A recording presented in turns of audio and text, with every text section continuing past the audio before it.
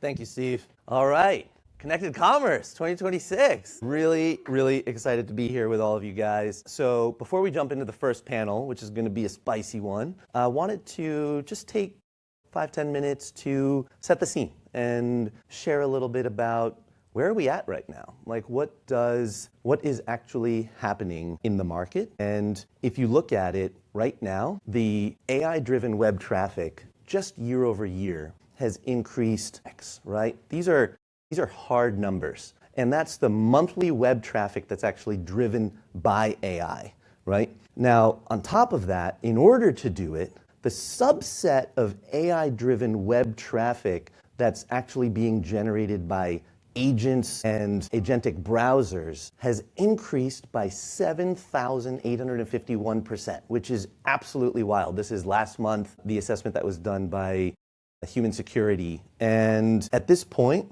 to see how much it is drastically outpacing other types of web traffic, that's where you're seeing the disproportionate amount of growth coming from when you're looking at the 3x increase. Now, not only that, if you look at automated traffic compared to human traffic in the web, it's actually growing 8 times faster. And it's sort of hard to imagine what 8 times feels like, because we don't frequently run into growth rates that are 8 times different. But this is effectively the difference between driving down the freeway in your car versus flying at cruising altitude in a 747. Like that's an 8 times speed difference when we're talking about the velocity of growth in this traffic. You know, if you look at the actual autonomous traffic growth, that's growing at 24% year over year, while the human traffic growth is growing at along with inflation at around like 3%.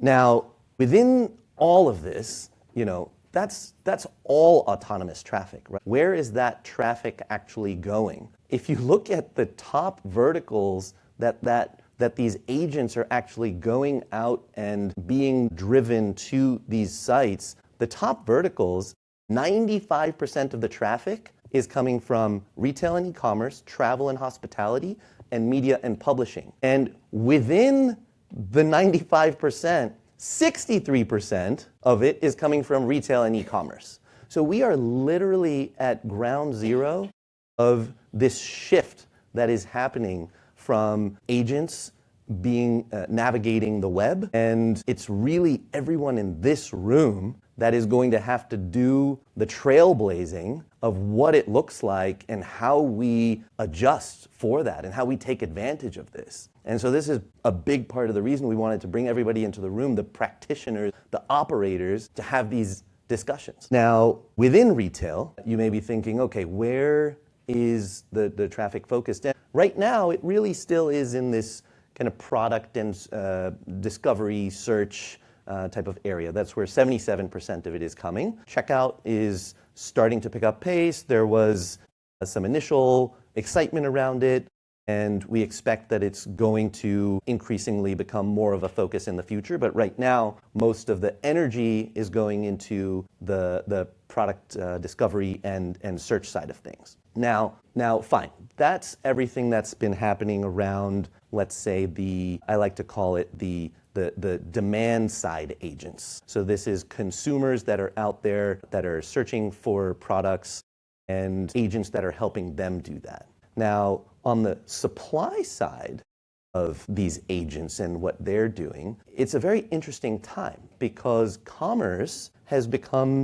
increasingly complex. And by that, what I mean to say is even over the last 5-10 years, you've been seeing retailers and suppliers are no longer playing the same roles they were historically playing. They're both acting as buyers. They're both acting as sellers. There is, in terms of your channels, you now have stores, you have marketplaces, you have social, you have to be on TikTok Shop, you have to be on Amazon and eBay, you have to be in the LLMs now. The actual shift going from what I refer to as more of a linear, simple commerce to now more of a multi-party commerce type of setup is the default. That is the reality that many of you in this room have been trying to navigate for the last 5 to 10 years. And as you've been wearing these multiple hats, you've been thinking, okay, how do I set up my infrastructure and my strategy to be able to account for all of this cross-system coordination? Even if we hadn't had all of the advances that we've seen in AI in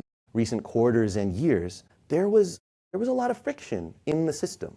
The actual process of collaborating across all of these different parties, it was something where you could leverage technology, but there was still a lot of manual effort involved, right? There was okay, I need to take CSVs and move them from here to here. I need to go and cleanse this data. I need to go and have a team that's just responding to exceptions. I need to have people that this whole team's responsible for these workflows to just move it over to these workflows over here. And that was the reality of what we were dealing with and still continue to deal with. And that is just what it means when you're trying to cater to what the consumer expectations are now, while having the technology capabilities that were available in the moment. You needed to have a human in the loop in many areas in order to make that happen. So it was sort of a Mechanical Turk meets enterprise software type of marriage in terms of how commerce has been functioning over the last 5 to 10 plus years. And these are very real points of friction that are impacting business decisions that all of you have been making as well. Because as you're thinking about that, you're thinking, okay, maybe we're not going to onboard those additional suppliers. Maybe we're not going to expand the product line and the assortment that we otherwise were going to, because I'd need to hire another 10 people over here. I need to invest this additional money in infrastructure over here. And it very much drove these discussions, as you, of course, have to think about what's the ROI on that. And that became a point of friction in the acceleration of your GMV in terms of how quickly you were able to increase the velocity of your company. And the hypothesis that we're entering today with, in my mind, is I'm going to ask you all to open yourselves to the idea that the world is changing, and we're all seeing this at work every day in terms of Steve referring to my Claude Cowork obsession and what everyone else has been doing on a daily basis. The best analogy that I've heard so far to help me really wrap my head around where we are in this moment was a story that Mark Andreessen was telling. If you all think back, I think everybody was, maybe not some of you were born in the 90s and early 2000s, but most of you were, I hope. So I'm not that old. But back then, when broadband was being invested in throughout the world, because the internet was all of a sudden a thing, and not only were you having broadband connections being formed between San Francisco and New York and London and Paris and all of the different cities, but there was 5 connections, 7 connections in broadband. Everybody wanted to invest in broadband because that was something where it was a concentrated investment. You knew there was going to be a lot of traffic over that. Let me put my energy over there.